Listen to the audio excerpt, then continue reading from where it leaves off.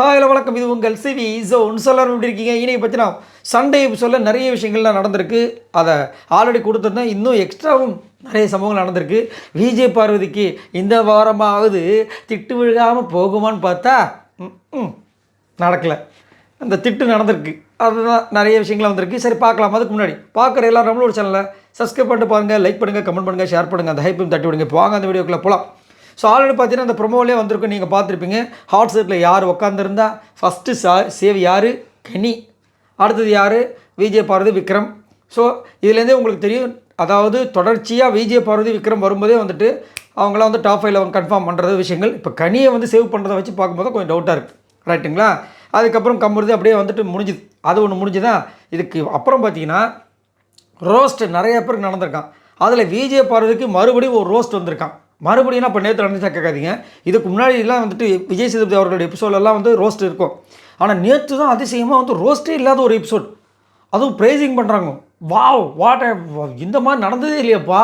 அப்போ நம்ம நிறைய பேர் வந்து ரொம்ப சந்தோஷப்பட்டிருப்போம். விஜய் பார்வதில் ரொம்ப ஹாப்பியாக இருப்பாங்க. அப்பாடா, இப்போ தான் எனக்கு ரொம்ப நிம்மதியாக இருக்குது. நிம்மதியை கெடுக்கிற மாதிரி வந்துட்டு இன்றைக்கி ஒரு சின்ன ரோஸ்ட் நடந்திருக்கு அப்படின்ற மாதிரி ஒரு அப்டேட் வந்திருக்கு. ஏன் சார்? சரி, ஓகே, நல்லது தான். அப்போ தான் அந்த பொண்ணு அலர்ட்டாகவே இருப்பாங்க. ஸோ அதுக்கப்புறம் பார்த்தீங்கன்னா ரம்யாவுக்கு நேற்று செம்மாட்டி வந்துச்சு இல்லையா, இன்றைக்கும் ஒழுகுது. ஏன்னா கேப்டன்சி. ஏன்னா இந்த கேப்டன்சியில் பார்த்தீங்கன்னா ரம்யா ஒரு சம்பவம் பண்ணியிருப்பாங்க. இவங்களுக்கே கிடைச்சது ஒரு அதிசயம். இவங்களுக்கு முதல் கிடச்சிருக்கக்கூடாது, இதுவே அதிசயம். ஏன்னா விஜய் பார்வதி இன்னும் ஒரு சில பேரில் வந்து அவங்க அந்த பேசுகிற குரல் திருக்குறளுக்காக பெஸ்ட்டு பர்ஃபார்மன்ஸை சொன்னதுனால அவங்களுக்கு அந்த ஆப்பர்ச்சுனிட்டி கிடச்சிது. இல்லைன்னா ஆக்சுவலாக பிரஜன் உள்ளே வந்திருக்கணும், ரைட்டா? இப்போ என்னென்னா திரும்பவும் வந்து இந்த கேப்டன்சியை வச்சு கலாச்சிருக்காங்க போல இருக்குது.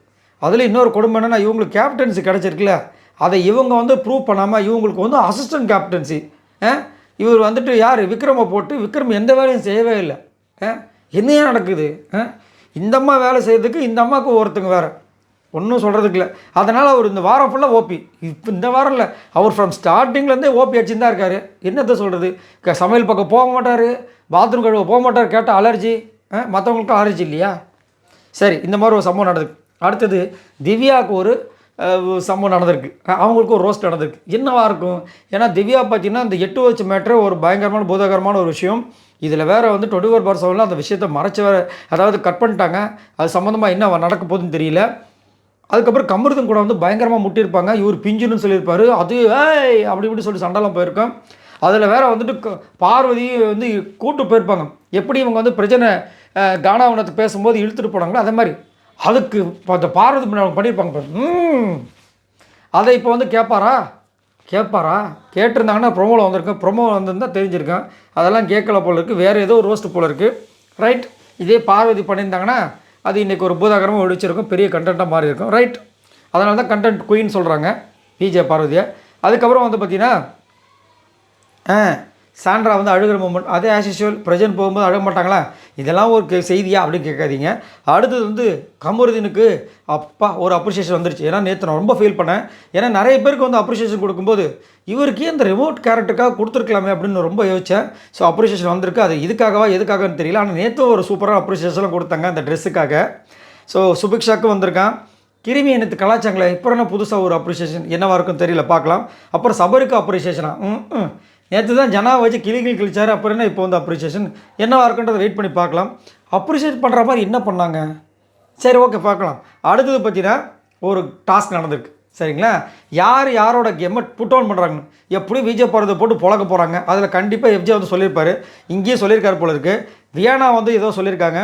வியானா யாரை தாக்க போகிறாங்கன்னு தெரியலன்னா இப்போ விக்ரமை தாக்க முடியாது. ஏன்னா நேற்று நைட்டு சமரஸ் ஆகிட்டாங்க. மேபி வந்துட்டு சுபிக்ஷாவை தாக்குவாங்களா, இல்லை மறுபடியும் இவங்களும் வந்து நம்ம ஓகே நம்மளும் விஜய் பார்வதி அடித்து பெரிய ஆளாடுவோம் நினச்சி வராங்களான்னு தெரியல, வரப்போகிறாங்களான்னு. ஆனால் அரோரா வந்து பயங்கரமாக ஸ்கோர் பண்ண மாதிரி ஒரு அப்டேட் வந்திருக்கு. ஸோ ஓகே, அவங்க கண்டிப்பாக யாரை சொல்லியிருப்பாங்க உங்களுக்கு சொல்ல வேண்டிய அவசியமே இல்லை. அவங்க வாயை திறந்தாவே எல்லா வார்த்தைகளும் அனைத்து வார்த்தைகளும் வருவது முதல் வார்த்தை விஜய் பார்வதின்னு ஆரம்பிச்சு தான் அடுத்தது என்னத்தை சொல்ல இப்படிலாம் போயிட்டுருக்கு. அப்புறமா வந்து விக்ரம் அந்த டோர் மேட்ருக்கு பார்த்திங்கன்னா அடைச்சிட்டான்னு சொல்லிட்டு விஜய் பார்வதி கூட ரொம்ப குரல் கொடுத்துருப்பாங்க. அந்த விஷயத்தை பற்றி எங்கள் விவாதிக்கப்படுற மாதிரி ஒரு அப்டேட் வந்திருக்கு. மேபி என்ன தெரியுமா சொல்லுவாங்க, விக்ரமுக்கு ஆதரவாக நடக்கிற விஷயங்களை வச்சு பார்க்கும்போது என்னங்க நினச்சிட்டு இருக்கீங்க, இந்த கேம் வேறு எப்படி தாங்க விளாட முடியும்? அதனால தான் ஒரு ஸ்ட்ராட்டஜி யூஸ் பண்ண, இதில் என்ன தப்பை கண்டுபிடிச்சிங்க அப்படின்ற மாதிரி முடியும்னு நினைக்கிறேன். அதுக்கப்புறம் லாஸ்ட் ஆஃப் பிரஜன் எவிக்டட், வருத்தமான ஒரு விஷயம். அடுத்து பார்த்தீங்கன்னா லாஸ்ட்டாக வந்துட்டு எப்படி ஸ்டார்டிங் வரும் மச்சி அப்படின்னு பாருங்க, அதே மாதிரி போகும்போது மச்சின்ற மாதிரி தான் போகிற மாதிரி இருக்குது. ரொம்ப வருத்தமான ஒரு விஷயம். என்னத்தை பண்ணுறது, உள்ளே அவ்வளோ பேர் மிக்சர் கண்டஸ்டன்ட் இருக்கும்போது பிக் பாஸ் ஏன் பிக் பாஸ் அப்படின்ற மாதிரி இருக்குது. சார் இதை பற்றி உங்களோட கருத்துக்களை சொல்லுங்கள், மறக்காமல் கமெண்ட்ஸ் பண்ணுங்கள். பாய் நண்பர்களே.